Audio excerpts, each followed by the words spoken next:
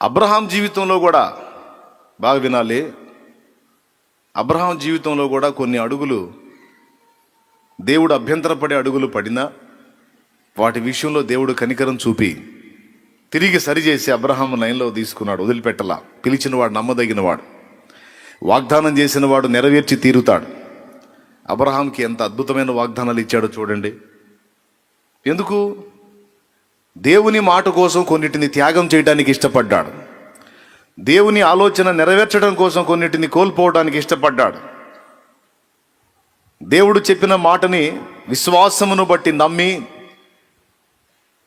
ఆ విశ్వాసాన్ని బట్టి ఏదో మాట్లాడటం కాకుండా క్రియ కూడా చేశాడు. అబ్రహాము దేవుని నమ్మెను, అది అతనికి నీతిగా ఎంచబడింది. ఒట్టి విశ్వాసమే కాదు, విశ్వాస సంబంధమైన క్రియ కూడా అబ్రహాము కనపరిచాడు. నువ్వు నన్ను నమ్ముతున్నావా? అవును దేవా నమ్ముతున్నా. అట్లయితే నీ తండ్రి ఇంటిని విడిచిరా, నీ స్వదేశమును స్వజనమును విడిచిరా, ప్రక్కకు రమ్మన్నాడు. నువ్వు ఎక్కడి నుంచి నీ జీవితం ప్రారంభించావో ఆ పరిసరాలు, ఆ ప్రదేశము, ఆ స్థానం అదంతా వదిలిపెట్టి నేను నీకు చూపించే ప్రదేశానికి రా, ముందు వేరుపరచబడిన అనుభవంలోకి రమ్మని పిలిచాడు. అబ్రహాం వచ్చాడు. ఏ అనుభవంలోకి రమ్మని పిలిచాడు? అందరూ చెప్పండి అమ్మా. రైట్, వచ్చేసాడు.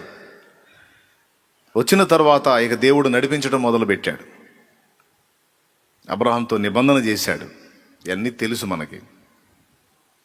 దేవుడు ఇన్ని రకాలుగా అబ్రహాముకు తోడై ఉండి అబ్రహామును ఆశీర్వదించడానికి కారణం, దేవుడు నడవమన్నట్లెల్లా నడవటానికి అబ్రహాం తన మనసును దృఢపరుచుకున్నాడు. దేవుడు విసర్జించమన్న వాటిని విసర్జించాడు. ఇది మొదటి సంగతి, గుర్తుపెట్టుకోండి. దేవుడు పక్షపాత్యా? దేవుని దగ్గర పక్షపాతం ఉందా? నో, దేవుడు పక్షపాతి కాడు. అపోస్తలుల కార్యములు 10వ అధ్యాయము 34వ వచనం. దేవుడు పక్షపాతి కాడు. చాలు, నాకెళ్ళి చూడండి, జస్ట్ రిఫరెన్స్ నోట్ చేసుకోండి. అబ్రహాముని ఆశీర్వదించి అబ్రహాముకి దీవెననిచ్చినటువంటి దేవుడు, ఆ దేవుడే నీ దేవుడు కూడా.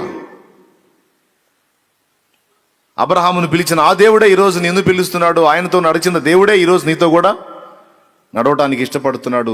తనతో నిన్ను నడవమని ఆహ్వానిస్తున్నాడు. అది అబ్రహాముకి మనకు తేడా ఉంది. అబ్రహాము విడవమన్న వాటిని నిర్దాక్షిణ్యంగా విసర్జించాడు. ఇంకా మనలో కొందరు కొన్నిటిని విడిచిపెట్టడానికి ఆలోచన చేయటల్లా. కొంతమంది పాప లోకాన్ని, పాపిష్టి జీవితాన్ని విసర్జించి మారు మనసు పొంది, సువార్తను నమ్మి మారు మనసు పొంది, పాప క్షమాపణ నిమిత్తమై బాప్తిస్మ పొంది పరిశుద్ధపరచబడండి అని పిలుస్తున్నాడు. కొంతమంది యేసు దగ్గరకు వస్తున్నారు, కానీ ఆయన విడిచిపెట్టమన్న పాపిష్టి జీవితాన్ని, ఆ పాత ప్రాచీన స్వభావాన్ని విడిచిపెట్టమన్న వాటిని విడిచిపెట్టట్లా.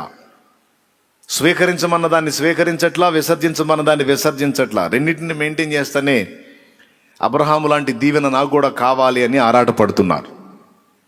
ఎట్లా కుదురుతుందండి? ముందు ఏం చెప్తున్నాడు? నేను చెప్పినట్లు నువ్వు చెయ్యి, నేను నడవమన్నట్లు నువ్వు నడువు, నేను నిన్ను ఇలా చేస్తాను. ఆశీర్వాదాలు వాగ్దానం చేస్తున్నాడు, కానీ దానికి ముందు కొన్ని షరతులు వర్తిస్తాయని చెప్తున్నాడు. షరతులు ఏమిటి అంటే, విడవమన్న వాటిని విడవాలి, చేపట్టమన్న వాటిని చేపట్టాలి. ఇది నేను ఎరిగి ఉన్నాను. దేవుని ఎరిగిన ఆ తొలి దినం నాటి నుంచి నేటి వరకు దేవునికి నచ్చని వాటిని విసర్జించడానికి నాకు శక్తి ఉన్న కొలది, దేవుడు నాకు ఇచ్చిన శక్తి కొలది నేను పోరాడుతూనే ఉన్నాను. ఇది దేవుడికి నచ్చదు, దేవుడు దీన్ని విసర్జించమన్నాడు. ఆ విసర్జించమన్న దాన్ని నేను చేపట్టి ఉండకూడదు, విసర్జించాలి అంతే. దాని మీద పోరాటం చేయాలి, దాన్ని వదిలేయాలి.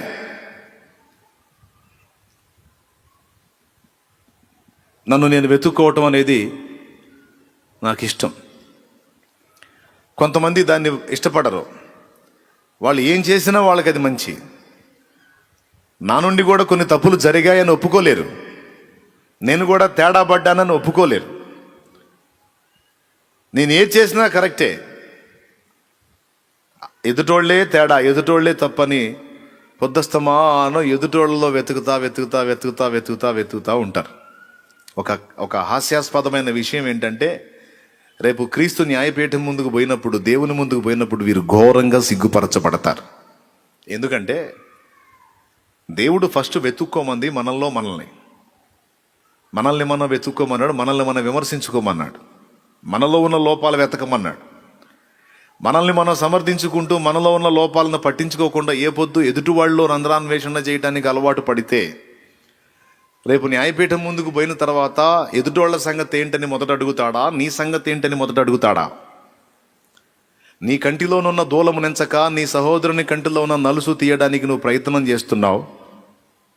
నీ కంట్లోనేమో దూలం పెట్టుకున్నావు, అవతల వాళ్ళ కళ్ళలో నలుసులు వెతుకుతున్నావు మూర్ఖుడా. ఆడి కంట్లో నాకు నలుసు కనపడుతుంది. కంట్లో నలుసు అంటే ఎంత ఉంటుందో ఒకసారి చెప్పండి మీరు. కంట్లో నలుసు అంటే దాని పర్సనాలిటీ చెప్పండి. చాలా చిన్నది కదా, చాలా చిన్నది. ఆ చిన్నది పడితేనే మన కన్నుకు ఇబ్బంది అవుతుంది, అవునా? ఒక చిన్న బూడిద రవ్వ పడ్డా సరే కాసేపు కన్ను ఇబ్బంది అయింది. నలుసు ఎంత సైజు, ఎంత పరిమాణం? దూలం ఎంత?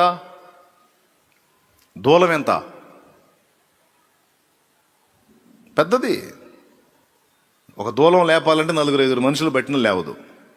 దూలం ఏం పెద్ద అయినా లావు పొడవు మొయ్యలేం దూలాన్ని. ఎదుటివాడి విషయంలో నువ్వు చేసే విమర్శ, నువ్వు చూపించే లోపం నలుసురా, కానీ నీ దగ్గర ఎగ్దం నాకు దూలమే కనపడుతుంది అంటే అర్థం ఏంటంటే ఫస్ట్ ప్రతి మనుషుడు గుర్తుపెట్టుకోలేడు, సేవకుడైనా విశ్వాసైనా పరిచారకుడైనా,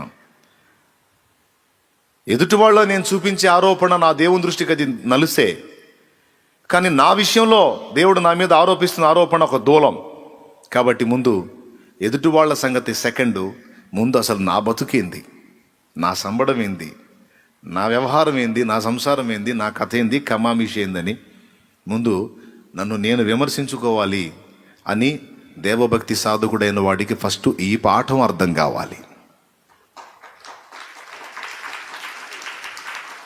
వాడు ప్రయోజకుడు అవుతాడు, వాడు దేవుని చేతిలో ఆశీర్వదించబడతాడు, వాడు వాడబడే అవకాశం ఉంది. ఈ ప్రాముఖ్యమైన విషయాన్ని లక్ష్య పెట్టకుండా ఎదుటి వాళ్ళ విషయంలో పొద్దస్తమానం వెతుకులాటలో ఉన్నట్లయితే రేపు జడ్జిమెంట్లోకి వెళ్ళినప్పుడు అయ్యా చాలామంది రంధ్రాలు వెతికావు, నీ సంగతి ఏందని అడిగినప్పుడు తెల్లముఖం వేసుకొని చూసుకోవాలి. నేను బాగానే ఉన్నాను కదా దేవా అంటే ఎక్కడ్రా, నువ్వు వాళ్ళందరిలో చూపించిన లోపాలేమో నలుసులురా, నీ దగ్గర ఇంతలా దూలం ఉందని ఎవడు బతుకు వాడికి చూపిస్తే రేపు గాలి తుస్సున పోయిద్ది. అందుకే నేనైనా నన్ను వెంబడించేటువంటి ఏ బిడ్డకైనా, సేవకుడైనా, విశ్వాసం అందరికైనా చెప్పేది ఏంటంటే ఫస్ట్ మిమ్మల్ని మీరు విమర్శించుకోవటం అనేది నేర్చుకోండి. ఏంటి ఫస్ట్ ఎవరికి వాళ్ళు మానస ఏం చేయాలమ్మా? మనల్ని మనమే. అది భక్తి సాధకుల లక్షణం. తర్వాత మనం జాగ్రత్తగా ఉండి మనం ఎప్పుడైతే మనలోకి మనం చూస్తాం, విమర్శించుకోగలుగుతామో ఫస్ట్ మనం ఏమవుతాం తెలుసా? దీనులం అవుతాం. హలో, ఏమవుతాం మనం? దీనులం అవుతాం. అప్పుడు ఎదుటివాడిని బ్యాలెన్స్ చేసే విషయంలో కూడా దీనంగానే వ్యవహరిస్తాం, హార్డ్గా వ్యవహరించాం. ఎదుటి వ్యక్తుల్ని బ్యాలెన్స్ చేయాలన్నా కూడా, తప్పు దిద్దాలన్నా కూడా హార్డ్గా దిద్దాం. ఎందుకంటే మనలో లోపాలు మనకు కనపడ్డప్పుడు మనకే సిగ్గేస్తుంది.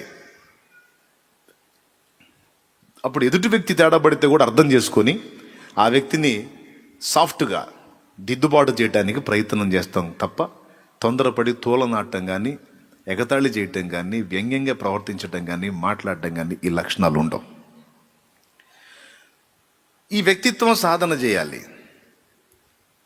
దేవుడు ఏది విసర్జించమన్నాడు, ఏది చేయమన్నాడు, ఏది చేపట్టమన్నాడు, ఏది వదిలేయమన్నాడు అనేది మేజర్ పాయింట్. అది వెతుక్కోవటం మొదలుపెట్టా. ఫస్ట్ ఎదుటోళ్ళలో వ్యవహారాలు వెతకటం ఎంత చాకిరి, అదేం పెద్ద పని. వంక పెట్టాలంటే ఏ పాయింట్కైనా వంక పెట్టచ్చు. వంక పెట్టాలంటే ఏ పాయింట్కైనా వంక పెట్టచ్చు. చిన్నప్పుడు ఒక కథ ఒకటి చెప్పుకునేవాళ్ళం పిల్లలం, ఆకతాయి పిల్లలం. వంక పెట్టాలంటే ఎట్లయినా పెట్టవచ్చు, ఏడిపించాలంటే ఎట్లయినా ఏడిపించవచ్చు అని. నా చిన్నప్పుడు పిల్లల్ని ఏడిపించేవాడిని నేను ఈ కథ చెప్పి. ఒరే, ఓ పెద్ద ఆవిడ బావి మీద కూర్చొని సూదితో చీర కుట్టుకుంటుంది. చీర ఈలోపు సూది జారి, ఆ దారం తెగి సూది జారి బావిలో పడింది. బయటికి ఎట్టొచ్చిద్దిరా అని అడిగేవాడిని. బయటికి ఎట్టొచ్చిద్ది అనగానే నేను అనేవాడిని, బయటికి ఎట్టొచ్చిద్ది అంటే వచ్చిద్దా అనేవాడిని. అంటాడు వాడు. అంటే వచ్చిద్దా అంట. అరే అంటాడు. అరే అంటే వచ్చిద్దా అంటాడు. ఇక వాడు ఏ స్టిల్ ఇచ్చినా, ఏం మాట్లాడినా సరే అట్టంటే వచ్చిద్దా, ఇట్టంటే అరే ఏందిరా నువ్వు అంటాడు. అరే ఏందిరా నువ్వు అంటే వచ్చిద్దా, అబ్బో అంటాడు. అబ్బో అని తల మీద చేయి పెడితే వచ్చిద్దా అన్నాడు. నీకు దండం పెడతారా అనేవాడు. నీకు దండం పెడతారంటే వచ్చిద్దా. ఒక బాబు నన్ను వదులురా అంటాడు. ఒక బాబు నన్ను వదులురా అంటే వచ్చిద్దా. ఇక వాడు పారిపోయిన దాకా చివరికి వాడు పారిపోతాడు. రే పారిపోతే వచ్చిద్దా. దేవునికి స్తోత్రం కలుగును గాక. హల్లెలూయా. ఏమండి, వంకలు పెట్టాలంటే, రంధ్రాలు వెతకాలంటే, ఒక్కొక్కడిని ఏకి కాగులు గేయాలంటే ఇది శాయికిరే. నేను ఎప్పుడో చెప్పా, ఒట్టి మాటలు ఒట్టి విమర్శలు కాదురా, పాటలు కూడా రాయగలనని. కానీ అది దేవుడు ఇష్టపడట్లా. అది కాదు, మనలను మనము విమర్శించుకునే మనస్తత్వాన్ని దేవుడు ఇష్టపడ్డాడు.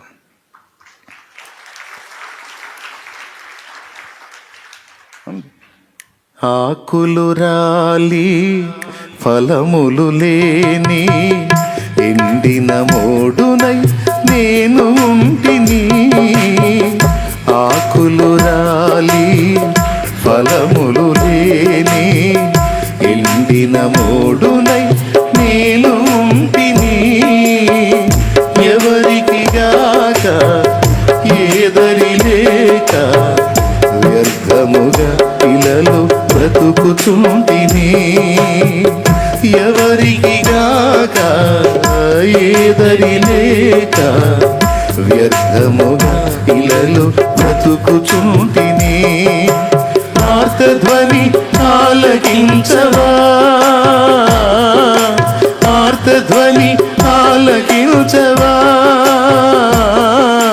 తండ్రి నన్నాదరించవా, తండ్రి నన్నాదరించవా.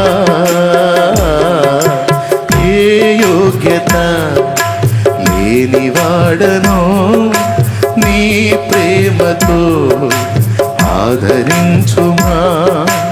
ఏ యోగ్యత లేనివాడను నీ ప్రేమతో ఆదరించుమా. లోకమనే ఎడారిలో ఎండమావిని, పాపమనే నిశీదిలో నిలిచి ఉంటిని. లోకమనే ఎడారిలో ఎండమావిని, పాపమనే నిశీదిలో నిలిచి ఉంటిని. ఏ యోగ్యత లేనివాడనో నీ ప్రేమతో ఆదరించుమా. దేవునికి మహిమ. దేవుడు నాకు ఇచ్చిన పాటల్ని మీరు గమనించినట్లయితే యథార్థంగా నేను నా స్థితిని నేను ఒప్పుకుంటూ పాడుకుంటా. గాలికి ఊగే వెళ్ళైనా మనసు నెమ్మది లేక కదలుచున్నది. గాలికి ఊగే రెల్లైనా మనసు నెమ్మది లేక కదలుచున్నది.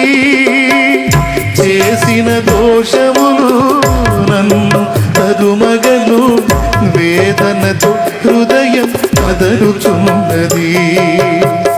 చేసిన దోషములు నన్ను తరుమగను, వేదనతో హృదయం కదలుచున్నది. క్షమించువాడా నా యేసు రాజా, నీ ఘోర పాపిని క్షమించుమా. క్షమించువాడా నా యేసు రాజా, ఈ ఘోర పాపిని క్షమించుమా. దేవా నా మొర వినవా, నా ప్రార్థన ఆలకించవా. దేవా నా మొర వినవా, నా ప్రార్థన ఆలకించవా. నా పాపం నన్ను తరుమగా, నా ప్రాణము తల్లడిల్లగా నీ చింతకు చేరినానయ్యా, నీ శరణి కోరినానయ్యా.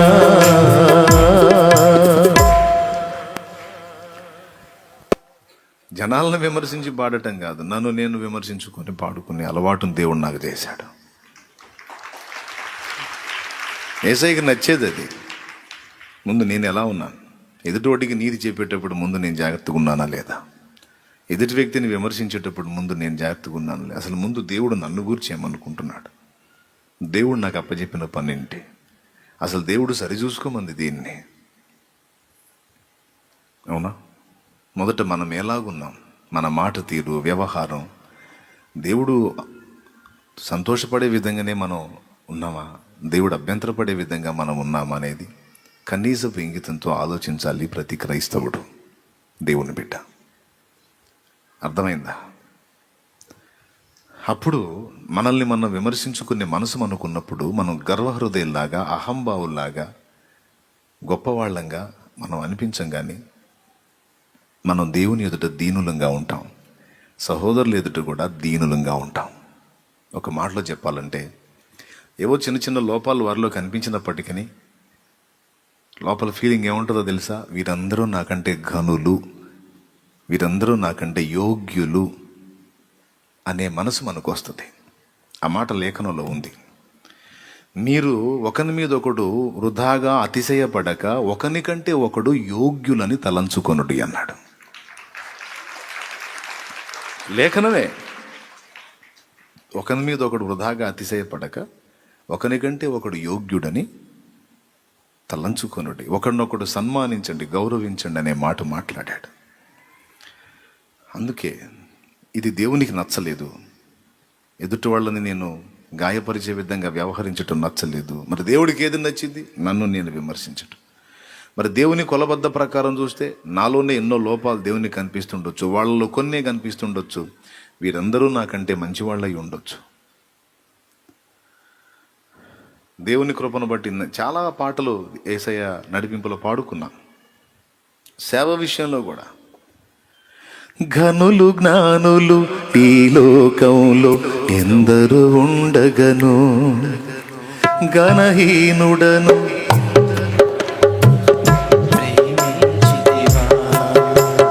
ఘనులు జ్ఞానులు ఈ లోకంలో ఎందరు ఉండగను, ఘనహీనుడను వెర్రివాడను నన్ను ప్రేమించితివా.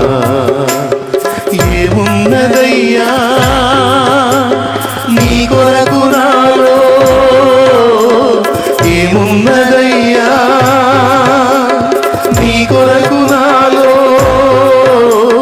బలము నీదేను యేసయ్యా, బలహీనుడను నేనయ్యా. బలము నీదేను యేసయ్యా, బలహీనుడను నేనయ్యా. ఎంచితివా దేవా నన్ను నమ్మకమైన వానిగా, నియమించితివా దేవా నీ ప్రేమకు నన్ను సాక్షిగా, నీ శుభవార్త చాటగా, నీ కార్యాలు చేయగా, నీ శుభవార్త చాటగా, నీ కార్యాలు చేయగా. ఎంచితివా దేవా నన్ను నమ్మకమైన వానిగా, నియమించితివా దేవా నీ ప్రేమకు నన్ను సాక్షిగా. దేవునికి మహిమ. నేనేమై ఉన్నానో అది దేవుని కృప అయి ఉన్నాను. సో నన్ను గురించి నాకు గొప్ప తలంపులు లేవు. నన్ను గురించి నేను అందరికంటే శ్రేష్ఠుణ్ణి, యోగ్యుణ్ణి అని తలంచుకోనను. నేను ఏదన్నా అయి ఉన్నాను అంటే అది దేవుని కృప వలననే అయి ఉన్నాను. నా ప్రవర్తనలో ఏ కొంచెం నీతున్నా అది దేవుని కృప వలననే నాకు అనుగ్రహింపబడింది. నా ప్రవర్తనలో, నా ఆత్మీయతలో ఏదన్నా భక్తి మీకు నచ్చినట్లయితే అది దేవుని కృప వలననే నాకు అనుగ్రహించబడింది. నేను పాడిన పాట కావచ్చు, పలికిన పదం కావచ్చు, ఏదైనా మీకు ఆశీర్వాదకరంగా ఉంది అంటే అది దేవుని కృప వలననే నాకు ద్వారా మీకు లభించింది. టోటల్గా నేను కలిగి ఉన్నది సమస్తము ఆయన కృప వలననే. ఆయన కృప లేకపోతే, ఆయన దయ లేకపోతే అసలు ఎవరినో అనటం కాదు, ముందు నేనే నిలవడానికి పనికిరాను. ఎందుకంటే నీతిమంతుడు లేడు, ఒక్కడు లేడన్నది వాక్యం. ఇంతమందిలో నేనొక్కడిని, కానీ నేనొక్కడినే నీతిమంతుడినా? నో. కాబట్టి కృప, అందరూ కృపను బట్టే ధన్యులయ్యారు, కృపను బట్టే రక్షణలోకి వచ్చారు, కృపను బట్టి నిలవగలిగారు దేవుని ముందు, కృపను బట్టే సేవకు పిలువబడ్డారు, కృపను బట్టే వాడబడుతున్నారు, కృపను బట్టే రన్నింగ్లో ఉన్నారు. ఇది మన యోగ్యత, అర్హత కాదు, ఆయన కృపయే.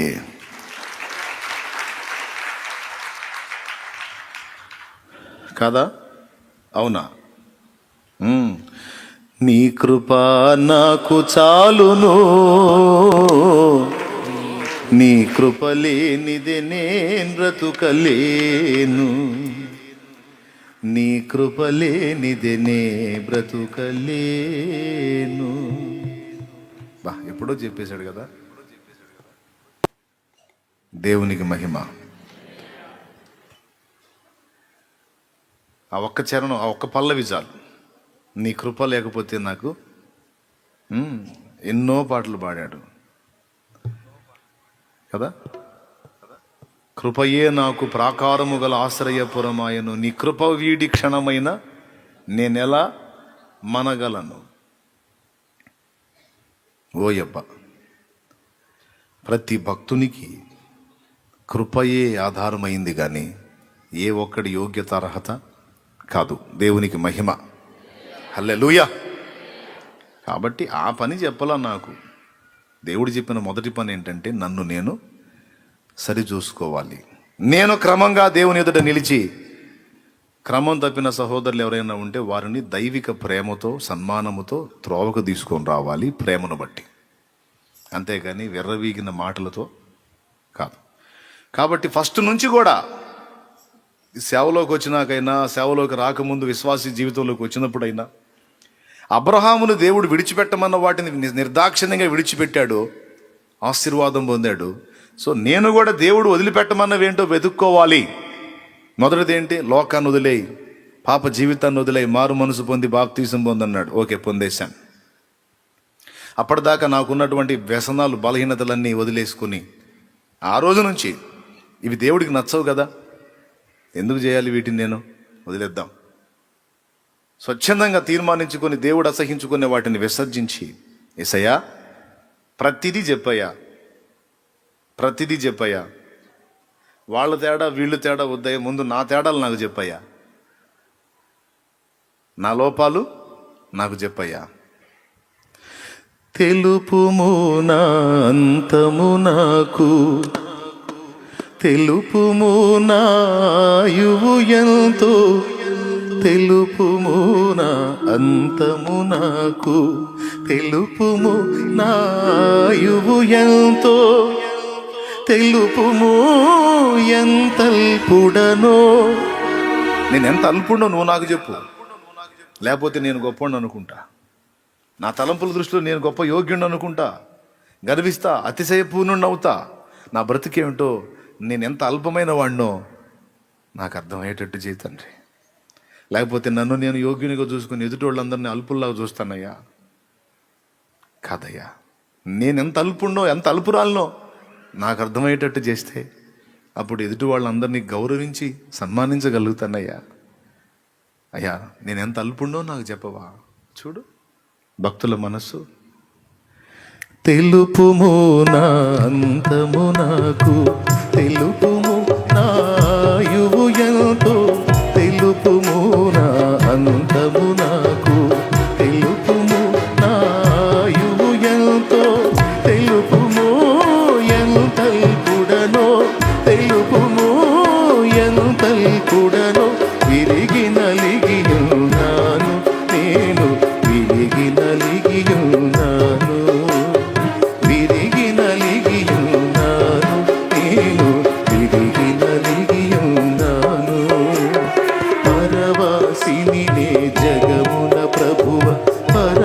పరమవాసిని నే జగమున ప్రభువ నడచుచున్నాను నదారిన్ నా గురి నీవేన ప్రభువ నా గురి నీవేన ప్రభువ నీదరినే చేరెదను నేను నీదరినే చేరెదను నీదరినే చేరెదను నేను నీదరినే చేరెదను పరమవాసిని నే జగమున ప్రభువ పరవాసిని నీ జగమున ప్రభు. దేవునికి మహిమ.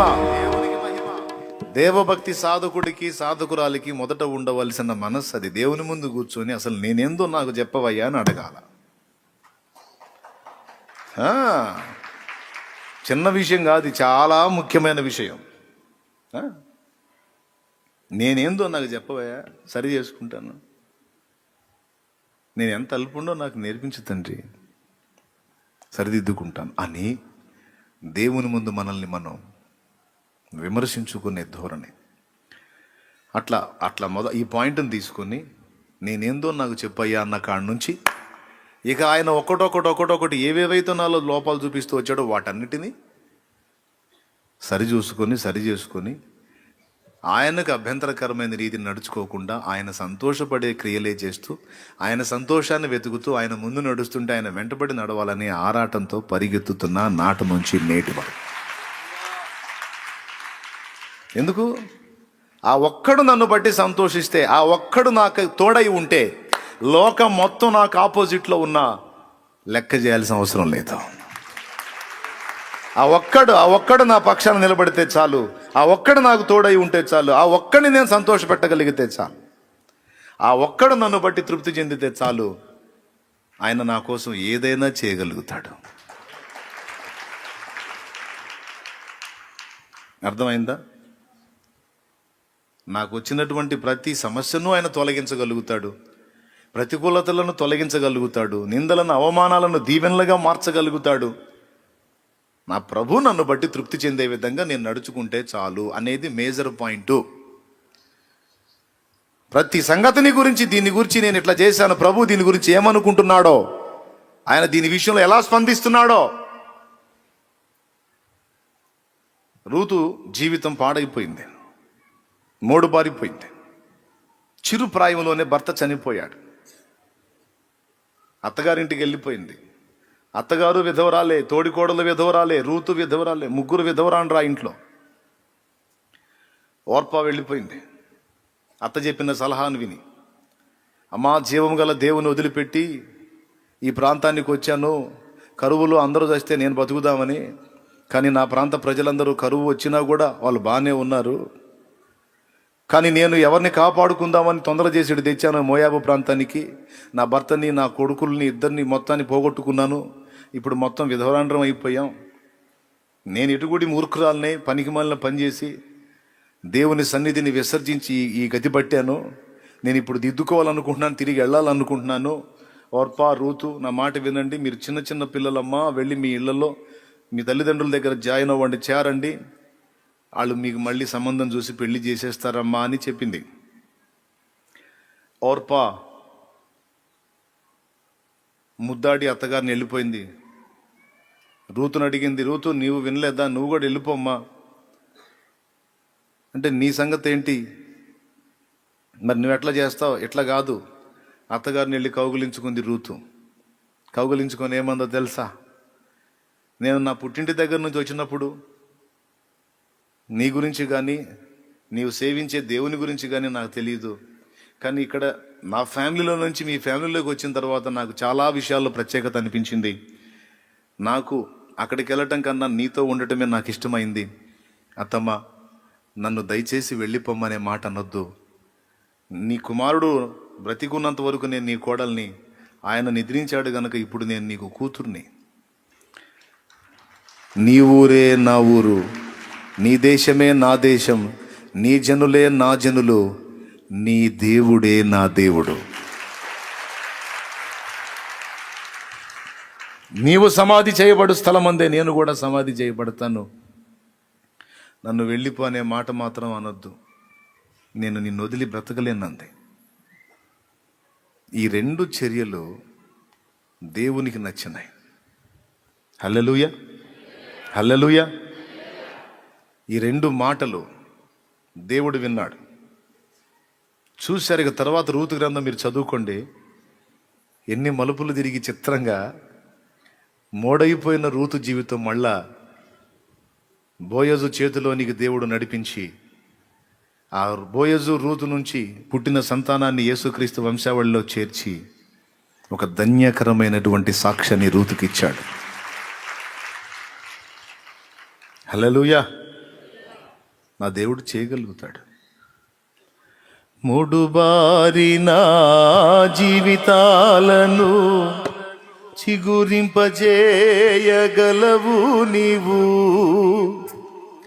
మారానుభవం మధురముగా మార్చగలవు నీవు.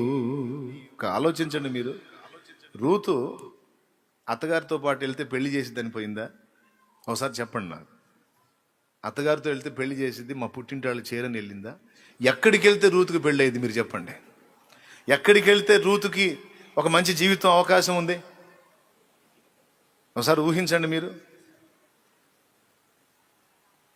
ఎక్కడుంది? నయోమి దగ్గర ఉంటే ఉందా? పుట్టింటికి వెళ్తే ఉందా? నయోమి ఇష్టపడిద్దా? తన కొడుకు ప్లేస్లో మరొకడు వచ్చి ఆమెకు భర్తగా ఉంటే నయోమి ఊరుకుంటుందా? మనసొప్పిద్దా? ఒప్పదో. పుట్టింటికి వెళ్తే క్షేమం, కానీ భర్తను ఆశించి పోలా, మళ్ళీ పెళ్లి చేసిద్దని పోలా, ఇంకొకటి ఆశించి పోలా. నాకు ఏ ఆనందం లేకపోయినా, ఈ లోకంలో సంబంధించినవి ఏవి లేకపోయినా, ఎవరూ లేని అనాథగా మారిపోయిన ఈ దీనురాలికి కనీసం చేయూతగానైనా నేను ఉంటాను, ఆమె నా తల్లి అనుకుంటాననే నీతి ప్రవర్తన కలిగింది కనుక ఆ ప్రవర్తన, హృదయాలోచన నా దేవునికి నచ్చింది. ఏం చేశాడో తెలుసా? అత్తని అమ్మని చేసి పడేశాడు. అత్త హృదయంలో అమ్మ మనసును పెట్టి, ఒక తల్లి తన కూతురు విషయంలో ఎలాగైతే స్పందించిద్దో అలాగ నయోమి రూతు విషయంలో స్పందించేటట్టు చేసి, మొడైపోయిన రూతు జీవితాన్ని చిగురింపజేసి, ఇటు రూతుని అటు నయోమిని మొత్తాన్ని ఆయన ఆశీర్వదించి సమాధానకరమైన భవిష్యత్తును వారికి అనుగ్రహించిన సాక్ష్యం మనకి రూతు గ్రంథం సాక్ష్యం ఇస్తుంది. దేవునికి మహిమ. దేవునికి నచ్చితే చాలండి. దేవుడు మనల్ని బట్టి సంతోషపడే విధంగా, తృప్తి చెందే విధంగా, ఆనందపడే విధంగా మనం జాగ్రత్తలు తీసుకుంటే చాలు. ఇక నీ అభివృద్ధిని, నీ విస్తరణని, నీ ఎదుగుదలని, నీ వర్ధిల్లేటువంటి అనుభవాన్ని ఎవ్వరూ ఆపలేరు. దేవునికి మహిమ. గట్టిగా చెప్పాలి, ఇంకోసారి చెప్పాలి. నీ పక్షం వహించింది ఎవరు? దేవుడు. వదిలిపెట్టు, ఫలానాది వదిలిపెట్టు, ఫలానాది వదిలిపెట్టని దేవుడు నీతో మాట్లాడుతున్న విషయాలు కొన్ని ఉన్నాయి నీకు. అవి వదిలిపెట్టి దేవుని ముందు నిలవాలా. దేవా, ఇవి వదిలేయమన్నా వదిలేసా, ఇప్పుడు నీకు హ్యాపీ అన్నా?